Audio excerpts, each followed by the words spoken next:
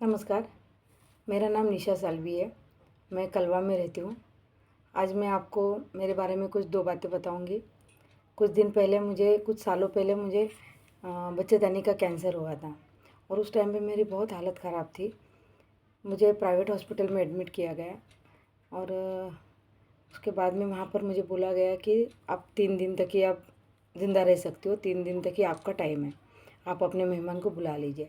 उस टाइम पे मैं बहुत घबरा गई थी। उसके बाद में मैंने डॉक्टर से पूछा, मैं बोली 3 दिन का आप टाइम दे रहे हो तो उसका कुछ सॉल्यूशन भी होगा जो बीमारी मुझे है। उन्होंने मेरा 2 दिन एडमिट करके टेस्टिंग वगैरह किया, ब्लड टेस्टिंग वगैरह, तो बताया कि आपको 3rd स्टेज का कैंसर है और इसमें बचने के चांसेस बहुत कम है। मैंने बोला कुछ सॉल्यूशन तो होगा, कुछ दवाई तो होगी। तो बोले नहीं, इसका एक ये सॉल्यूशन है, ऑपरेशन करना पड़ेगा आपका, आपके बच्चेदानी आपको निकालना पड़ेगी।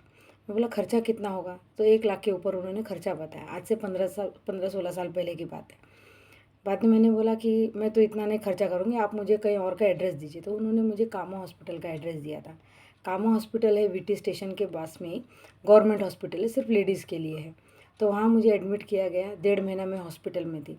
आप समझ सकते हैं कि बच्चों को छोड़ के, परिवार को छोड़ के, आज एक लेडीज़ अगर वहाँ 1.5 महीना हॉस्पिटल में रहती तो क्या बीतती होगी। आज मेरी हालत बहुत ख़राब थी और इतना टेंशन था कि पीछे 3 लड़कियां मेरी थी, घर पर कैसा होगा, क्या होगा, सोच सोच के मैं और परेशान थी।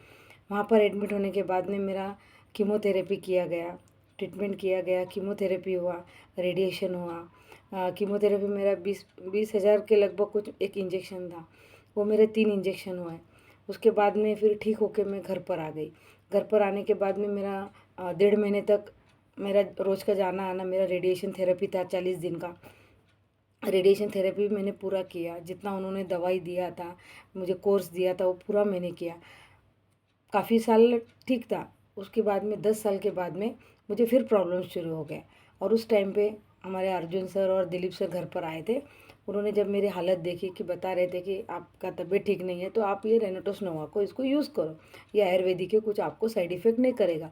लेकिन उस टाइम मैं वापस घबरा गई थी कि पहले तो मेरे हस्बैंड थे तो मुझे कम से कम उठा के या टैक्सी वगैरह करके ले जाया करते थे, लेकिन अब मुझे कौन लेके जाएगा। मैं बहुत घबराई थी।